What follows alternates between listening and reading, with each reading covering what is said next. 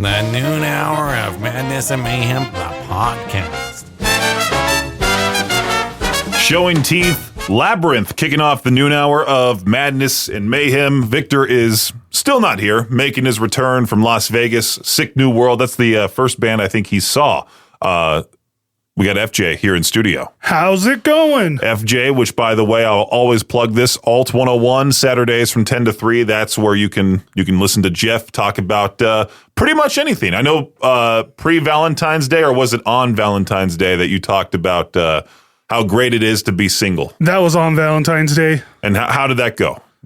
Very well. I mean, I love the single life. It's phenomenal. I get the whole bed to myself. I can go eat what I want. I don't have to ask permission to go do things. You don't have to worry about going to like their parents' house.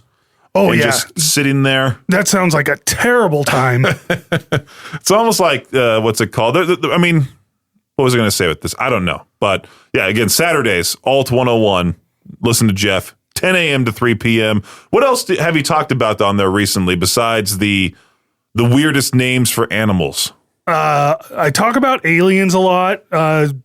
Occasionally how much I hate snakes. Like if I see snake stories, as much as I hate them, I just want to read them.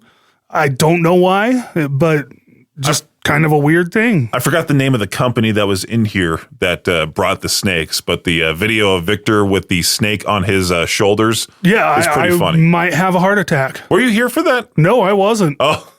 I would have locked myself in my office. Shannon and Philip, please stop on by with those snakes again. You guys can stay home. It's fine. I can show you where Jeff's office exactly is. The snake that they put on Viktor's shoulders wasn't really all that mean. He wasn't mean at all. He was just friendly. It was still a snake. I think he passed away. Was that Thaddeus, the one that they just recently lost? I don't know, but they named a snake Peaches in honor of me, which I thought was awesome.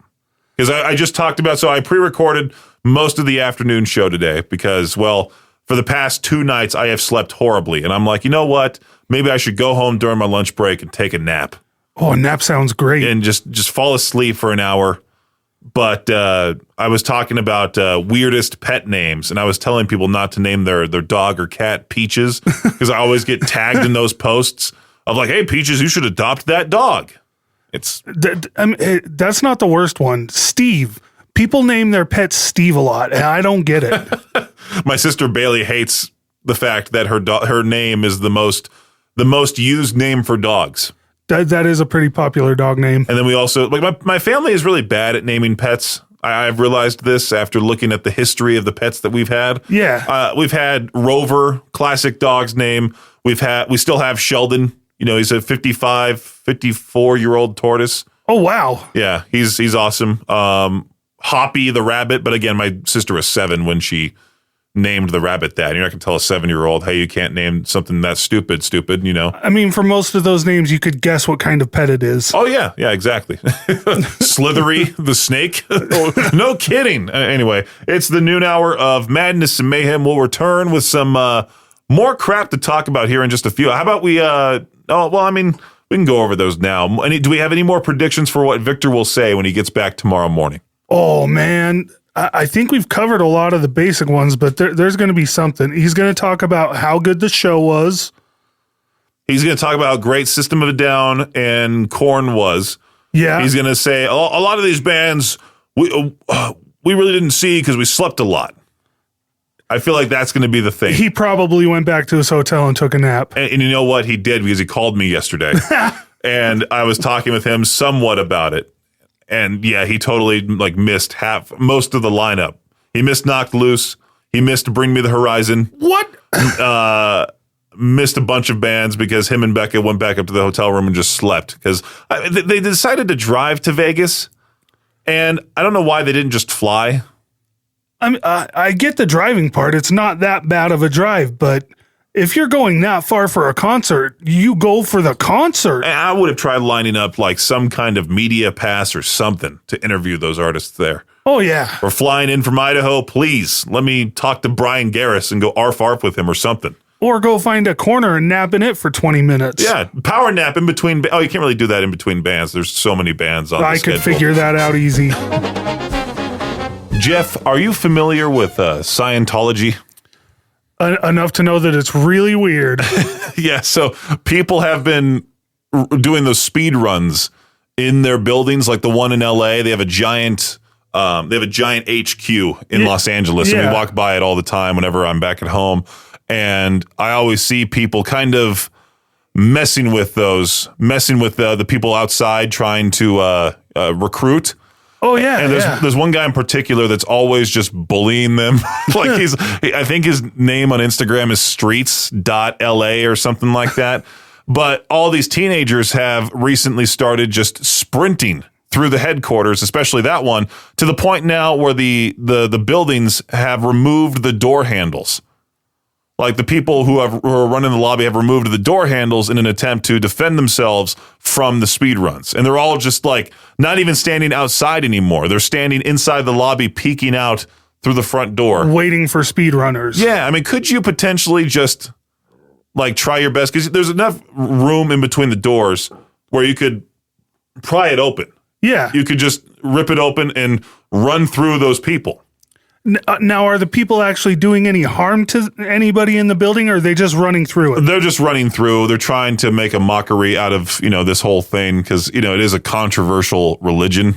It is a very controversial thing. Religion is a loose statement there. Yeah, exactly. And people are just finding it funny to try to run through because they have funny reactions. Like the staff will do everything they can to block with their hands out, block the people from running through. Oh, don't run through here. And it's just content, and they found out they could get away with it without getting in legal trouble. Oh. I mean, could you get away with it? That's a good question for Lieutenant Crane. That is. I'm going to ask that I'll put that on the traffic school page here. But yeah, the people are just...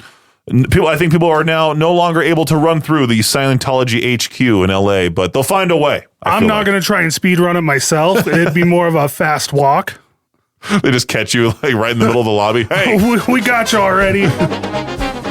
FJ, well, it's the noon hour of Madness and Mayhem, first of all. I wanted to talk to you about this because I saw another one of these stories pop up over the weekend about how someone fell off a cruise ship. Oh, yeah. And it was right by Catalina Island. I was thinking, how do you fall off a cruise ship? Like, you're not in the middle of any, like, dangerous part of the ocean. You're not in the middle of Drake's Passage or Drake Passage, whatever it's called. It's not a storm. You're right there by Catalina Island. I'm sure it's calm waters. So my brother just got off a cruise, and, like, you can feel the ship rocking as you're going. It's not just, like, the ship moves, so if you're leaning too far over the edge, you might go over the edge. I'm trying to see how old was this person? Posted 2 days ago, crew member on Norwegian breakaway cruise ship falls overboard off Massachusetts coast. That's an entirely different story from what I was talking about. Here's another one. Oh, where'd it go? Where'd it go? Oh, yeah, the one that fell off of Catalina Island. A woman died. Oh, 13 hours ago. Oh, wow. A woman died after falling over her room's balcony. How many people are falling off cruise ships? Apparently a lot. Do they need to make the what's it called, the railing taller? Maybe just put up some like chicken wire so you can't fall over? Have like those suicide nets that they have at like the Apple factory in China? Something like that. Have like little nets on the sides, or you land in the lifeboat that's now no longer there because they needed to replace it with a inflatable mattress or like one of those stunt pads. So you land on it and just push. But then that would encourage people to jump off. Oh yeah, like, hey, there's a net. I'm just going to jump into the net. And also, people forget that if you fall off a cruise ship, you don't just land in the ocean. That engine, I think, could just suck you in, couldn't it? I don't know if I've ever heard of that happening, but I mean, usually falling that far in the water doesn't feel very good anyways. Well, how did this lady die? Or how did this crew... It's not even a lady. This is just a... Let's see here. Let's see who it was. A ship-wide... A passenger told CBS News Boston that a ship-wide man overboard announcement was issued and lifeboats were launched. A search helicopter arrived. They couldn't find the person. So maybe that person just drowned because they couldn't swim. Maybe they did get sucked into the props. I have seen a lot of stories about old people falling off. I'm like, who's not watching Grandma? Well, I mean, some of those cruise ships are just old people. Yeah. Which is, they should have babysitters on those. Yeah, just handlers or something. How about like a nursing home at sea kind of thing? Oh, that'd be a great idea. Yeah, we would lose somebody every day off one of those. It's like a Mr. Beast video. the final person wins $250,000. The last person standing. Not only that, but will they fall off, but they'll just die at sea because they're old. Oh, they're going to hit the water and their bones are just going to snap. Wrapping up the noon hour of Madness and Mayhem, I was just talking to FJ off the air about how the this cup that I posted about, this Coca-Cola plastic tumbler, is gaining traction in the K-Barrel 101 Idaho Rock and Metal Facebook group. But then, apparently, I need to see this cup because... you've seen the cup in plenty of Pizza Huts across the country back in the 90s. Oh, those cups. Yeah. And that's one of the top cups ever. Yeah, of course, it has to be. I feel like there's a lot cooler cups out there on the planet. Like what? Like the old 90s cups with the blue and the purple on it? I've got a glass boot in my office. That thing's pretty cool. Mm. I'm talking more so about commercial cups. Okay. That's a one of a kind.